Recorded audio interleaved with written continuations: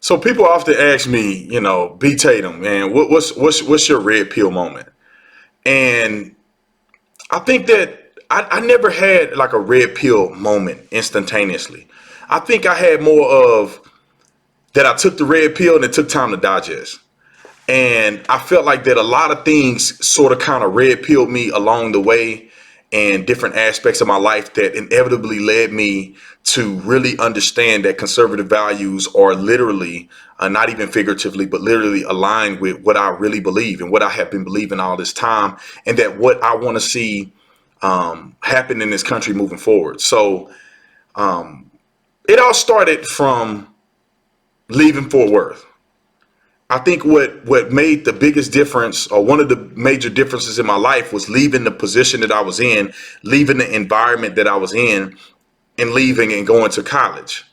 And a lot of the myths and a lot of the racial tension that I felt growing up in the all black community and going to an all black school sort of subsided when I went to college initially, because I started realizing that black and white people really don't have as much chaos and confusion as I once thought that they did, especially given a different environment, a different mindset. So when I went to the University of Arizona, my eyes were open to this. I was able to see kind of what a mixed background looked like, and that, to be honest, man, majority of the people there didn't have a problem with black people, and I never had any racial thing happen to me, and I'm in a campus full of white people. So that was one thing that I felt like got my mind going and gearing me in the right direction. One of the other things that I believe happened to me, and I need to go back because I want y'all to kind of understand where I'm coming from and understand where I'm going with this. Let me go back. I was born and raised essentially kind of passive aggressively as a Democrat. That was what it was. You black, you're a Democrat. The Republicans don't like black people. They're not going to do anything for you. You're a Democrat. So that's kind of how I was raised. Leaving high school, I had gold teeth in my mouth, sagging my pants, and this is not indicative of what my parents wanted me to be like. This is a cultural identity that I obtained from various, I guess, situations and various components of inner city living in inner city communities. So I had gold teeth on my mouth, sagging pants. I was saying the F bomb and cursing every word come out my mouth. What else did I have? Sag my pants, had a terrible attitude. And so I went into college with that, with the mindset of that, still thinking like, you know what, white people really don't like black people that way. And I always felt this victim mentality. I just always felt like no matter what you do in life, you still a brother. So no matter how far you go, no matter what college you go to, even though they don't say it, they still looking at you like you black and you different and you less than. And these are the concepts that I had moving forward. In college, I studied African American studies, and it really made. I'm gonna tell y'all this. When I first completed a few courses in African American studies, I'm not gonna lie, man. I had this serious anxiety and frustration and hatred towards white people. I'm just being honest. Like, it's the brainwashing continues. But I was mad, and I remember vividly doing this. I used to walk down the walkway, and I made up in my mind, I'm never gonna move. I'm just gonna walk straight. If I run into somebody, oh well, too bad. I felt this I wanted my power back as a black man. After reading about all this stuff that was done to black people in this country, I wanted my power back. And over time, I started realizing that this ain't the right approach. This all my teammates are cool. You know what I'm saying? All my professors have been cool with me. I have never ran into a white person I felt was racist against me. So with that mindset, I think kind of going back, that's what shifted me forward and what kind of pulled me out of it. So I wanted to go back so you guys can understand kind of where I was coming from and kind of where it led me. So then that was the first component, moving out of the neighborhood I grew up in, moving out of the inner city and going to college. The second one was that I got saved. So I don't know how anybody feel about being saved, but I'm a Christian. I got saved, baptized in Jesus' name, filled with the Holy Spirit at Emmanuel Grace Apostolic Church. So I got saved, and it really revolutionized my life as it relates to race. race relations pretty much was at zero once I got saved, because I understood that it's not about color. It's all of us are God's children. And to be honest, I looked at people based on their personality, based on the spirit behind what they're doing, and not necessarily the color of their skin. So it was more of a judgment on, like Martin Luther King, the content of their character. I was less concerned about black or white, and more concerned about, well, what character are you presenting? And if you were being evil or something, I don't attribute that to you. One of my major saying was that it's not that there are bad people. It's there are normal people or good people making bad decisions. And that concept, I kind of led me to my red pill moment as I'm digesting this red pill. And once I got past that point, I think the third major thing is that I became a police officer. And I'm telling y'all, when I became a police officer, man, huge myths about police just went out of the window. You know, police being racist. Oh, they pull you over for no reason, and all this other stuff that I used to hardcore believe in. I used to reiterate. I used to tell other people how white police officers pulled me over for no reason. When I became a police officer, I was just like, I can't believe I ever said that. Like, it's almost impossible to do that. It's almost never happens. I'm sure there's some racist people out there that just want to pull you over because you're black, Hispanic, white, you rich, poor, whatever. People have their own biases. But for me, I was like, that's definitely not the case. I started looking back on all those times I got pulled over, and I was like, oh, if they really wanted to be racist, they would have gave me a ticket. You know, if they really wanted to be racist, they could have went way harder on me, but they didn't. So what that leads me to believe that these officers that pulled me over were reasonable, because I've seen officers you throw the book at you. And so that kind of opened my understanding, you know, seeing a white officer and Officer Payne, who gave me my first ride along, or allowed me to come on the first ride along, just revolutionized the way I thought about police.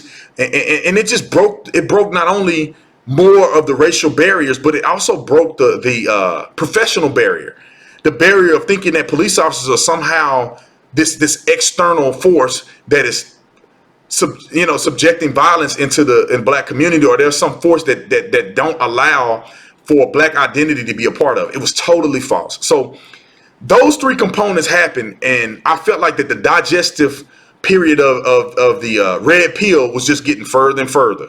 And I tell you what, one of my best friends, or one of my good friends, I call him a really good friend of mine, Steve Parker, who was on the SWAT team with me. I mean, this guy is elite. But Steve Parker, he would always, like in figuratively speaking of the red pill digestive moment, he was giving me water. You know what I'm saying? He's giving me water to help the pill go down. I can swallow it and digest it faster. Because he would always tell me, B, like, the Democratic Party don't really align with your principles. And I always used to fight him on that. And then over time, I start to realize, like, yeah, I'm a Christian, and I don't think that they view Christianity or they love God the way I do. You know, I'm not really big on Texas. I'm not really big on some of the stuff that they perpetuate. I'm not big on anti-police rhetoric. You know, and those things kind of came to the forefront of my mind and helped during the digestive period of the red pill. And then Barack Obama, obviously, he just assassinated his character, in my opinion, when he started talking about police officers in a very negative way without any information or facts. Sending White House personnel to Michael Brown's funeral was nearly the coffin for me. And then the nail on the coffin, even more so, was when he endorsed Hillary Clinton during the 2016 election. So I totally lost respect for him, and I really understood and figured that I need to look on the other side of the aisle, because Bernie Sanders is no different than Hillary Clinton, is no different than Barack Obama. All these people are anti-police. All these people, to me, seem to be communists and anti-Americans. You know, and they don't want to secure the borders. They want to raise our taxes. You know, they really don't care about the black community, in my opinion. They don't care about the black community. Most of the impoverished black communities are run by Democrats, whether it be Chicago, whether it be Baltimore. You're talking about the murder capital of the country, goes back and forth between Chicago and Baltimore, and both of them are run by Democrats. You know, all of these negative things are pointing towards the Democratic Party. The fact that they founded the Ku Klux Klan, the fact that they was against almost every single civil right, or against the civil rights movement. They were against, you know, they were for the Jim Crow. And they were against voting to get that abolished. Talk about desegregation of schools. They were against the desegregation of schools. Like, it's just all of these things just made me realize that I need to really pay attention to what I'm doing, and I need to really look across the aisle and figure out, am I making the best decision for me, my family moving forward in this country? So I said, you know what, I'm gonna see what the Republicans have to offer. Let me see what the other side has, because I know these people are just, they really don't encompass any of my true values. I was just being brainwashed this whole time. And so I started to look at, Ben Carson. Ben Carson was my man. I thought Ben Carson was brilliant. I thought he was very articulate and elegant about what he said. I thought he was measured. I thought that he would really be a good example, not only as an outsider, but as a brilliant person. He's just not some random guy off the street. He's one of the most, he's a world-renowned neurosurgeon and has saved lives and done such amazing things that I'm proud of. To pretty much, I'm gonna be honest, I'm proud that he was a brother that did that, and I was very proud of him for doing that. And from where he came from to where he got to, it was another example of how you could do anything in this country, and I admired that about him. And then, he dropped out. He was a little too lethargic. He was a little too sleepy, and then Donald Trump just blazed the scene, and I went to a rally. A lot of y'all know my video. Go back and look at the very first video I made in my YouTube channel. I went to a rally and it blew my mind. Donald Trump was empathetic. Donald Trump was nice. He was kind. He was articulate. He was peaceful. Like his speech was just, it blew my socks off. I thought this man was a racist. I thought he was going to be saying all this inflammatory stuff. And when I actually heard him for myself, I'm like, this is another thing I've been lied to my whole life about, at least in the contemporary future. I mean, not the contemporary future, but in that future portion of my quest to understand where I fit at in the political realm. And I felt like I was just completely lied to about him. Everybody at the rally was cool. Everybody was nice. The only people that had a problem was the protesters. And it's okay to disagree, but the way they were doing it, it was outlandish. It was absolutely ridiculous. And I could go on and on about it. Check out my video. I may put a link to my first video in this video. But I just started waking up, man. It's just the digestive system, was working at hand. People were giving me water and God was doing the rest. And I feel like I woke up. And now I see that you can chew gum and walk at the same time. You can love the black community and still understand how these liberal principles and these liberal policies have really disenfranchised African Americans in this country and has literally given us no hope. You know what I'm saying? We are reaching a dead end inevitably as a people. And I honestly believe that, and I don't want to bring the Hispanic people into this, but the same thing happened to Hispanic. It's almost like when Barack Obama initiated DACA. No path to citizenship. Give them a pacification or something that's going to pacify them. I don't even know if that's a word. Something that's going to pacify them moving forward with no plan of success in the future. Barack Obama had no plan of them becoming citizens. This was a temporary fix. Same thing with black people. When it comes down to, LBJ, when it comes down to the Great Society Act, when it comes down to all these things, I honestly believe, and it wasn't able to go into full fruition because of the Vietnam War. Obviously, they people are mad at him for that, LBJ. But those things really had negative effects. And I feel like that there was no promise of succeeding out of that. It was a promise of keeping us on government assistance, keeping us dependent upon the same government that disenfranchised us many years ago into slavery and into Jim Crow.